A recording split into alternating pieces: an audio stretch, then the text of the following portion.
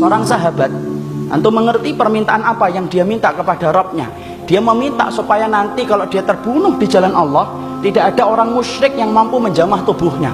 Dan tahukah antum, Asim bin Sabit merupakan seorang sahabat yang banyak diincar oleh orang-orang Quraisy musyrikun, karena sesungguhnya mereka dendam kepada Asim bin Sabit, karena banyak orang musyrikun yang terbunuh dengan pedangnya Asim bin Sabit.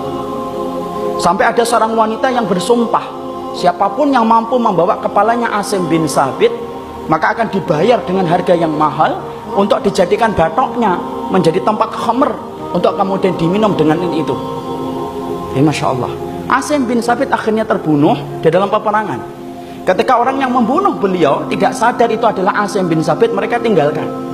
Sampai kemudian mereka mendapati berita bahwasanya itu adalah Asim bin Sabit yang kepalanya dihargai mahal. Apa yang terjadi? Asim kemudian orang-orang musyrikun balik lagi untuk menemui Asim bin Sabit. Tapi perhatikan bagaimana Allah mengabulkan doanya Asim bin Sabit. Allah bayar kontan itu. Asim bin Sabit ketika jasadnya sudah meninggal dunia, didatangi kembali oleh orang-orang musyrikun. Orang-orang musyrikun ingin menjamah tubuhnya, untuk memenggal kepalanya, dibawa kepada wanita musyrikin yang menjanjikan harga yang mahal. Apa yang Allah turunkan? Allah kirim tawon dan madu untuk nyerang siapapun yang mendekati jasadnya Asim bin Sabit. Setiap ada yang mendekat kepada jasadnya Asim bin Sabit, diserang sama tawon, diserang sama lebah. Mereka kembali mendekat, diserang kembali oleh tawon dan madu. Mereka mendekat, diserang kembali oleh tawon dan madu, sampai mereka keletihan. Ketika mereka saling berbicara dan rembugan, gimana ini kita menyelesaikan masalah ini? Di antara mereka berkata, biarkan dulu sampai tawonnya balik ke kandangnya, ke tempatnya. Ketika mereka sedang menunggu, Allah turunkan air hujan. Tentaranya yang kedua setelah tawon, Allah turunkan hujan begitu derasnya. Saking begitu derasnya, maka kemudian air itu begitu banyak, bagaikan bah, sampai kemudian menggeret atau kemudian membuat jasadnya Asim bin Sabit itu kemudian jalan, hanyut bersama dengan hanyutnya air. Kemudian orang-orang musyrikun ingin mengejar jasadnya Asim bin Sabit, tetapi langkah kaki mereka tidak mampu menjangkau cepatnya air ketika membawa jasadnya Asim bin Sabit, sampai Allah tempatkan pada satu tempat yang sampai hari ini tidak ada yang tahu di mana Asim bin Sabit itu meninggal dunia dan kemudian berada. Allah bayar kontan. Ini menunjukkan kepada kita doa itu mustajab. Di mana doanya para sahabat bernilai akhirat. Jangan gampangkan dan jangan remehkan tentang doa, ikhwan. Karena ternyata banyak di antara kita yang tidak sadar, ketika kita mentok terhadap satu masalah, sering kita kemudian merasa kita tidak punya daya dan upaya lagi untuk merubah. Padahal kamu masih punya tempat untuk berdoa dan membuka pintu langit dengan doa. Perhatikan Umar bin Khattab dalam riwayat Imam Malik.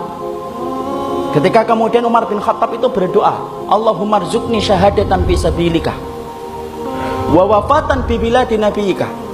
Umar bin Khattab itu berdoa, ya Allah, berikanlah aku ini mati syahid di jalanmu, tetapi mati syahidnya di kota nabimu, kota Madinah. Maka ada seorang sahabat-sahabat, yaitu adalah Abdurrahman bin Auf, yang meragukan doanya Umar bin Khattab radhiyallahu anhu dan berkata, wahai Amirul Mukminin, kalau kamu meminta supaya mati syahid, ya jangan di kota Madinah. Kota Madinah lagi aman kok. Kalau meminta mati syahid, sana loh di perbatasan Syam, sana loh di Mesir, ketika sedang berkecamuk jihad antara Amr bin As dan pasukan Romawi. Tapi ternyata Umar bin Khattab yakin dengan apa yang dia minta kepada Allah. Dia tetap berdoa supaya mati syahid, dan mati syahidnya itu di jalan, di kota nabinya. Ternyata Allah membayar kontan apa yang diminta oleh Umar bin Khattab radhiyallahu anhu. Umar bin Khattab radhiyallahu anhu ketika peristiwa sholat subuh ditikam oleh Abu Lu'lu'ah al-Majusi. Di mana meninggalnya? Bukan di kota Syam, bukan di Palestina, bukan di Yaman, tapi meninggalnya adalah di kota Nabi yang beliau cintai, yaitu adalah Madinah. Jadi di situ kita fahami, berdoalah antum kepada Allah dengan cara yang benar. Karena sesungguhnya doa itu merubah yang mustahil menjadi mustajab.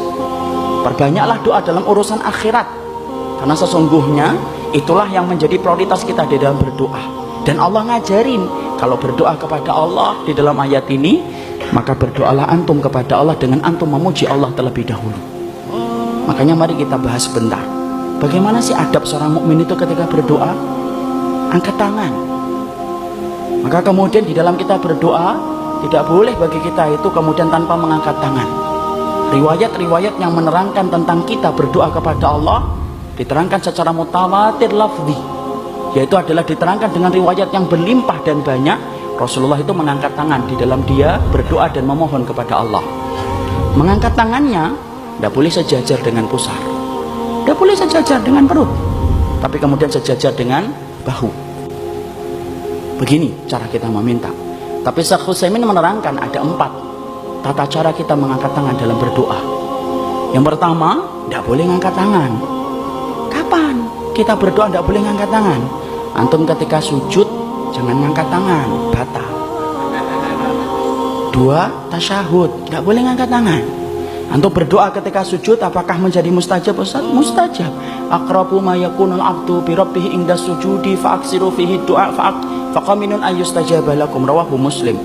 Sesungguhnya kedudukan yang paling dekat antara Allah dengan hambanya itu terjadi ketika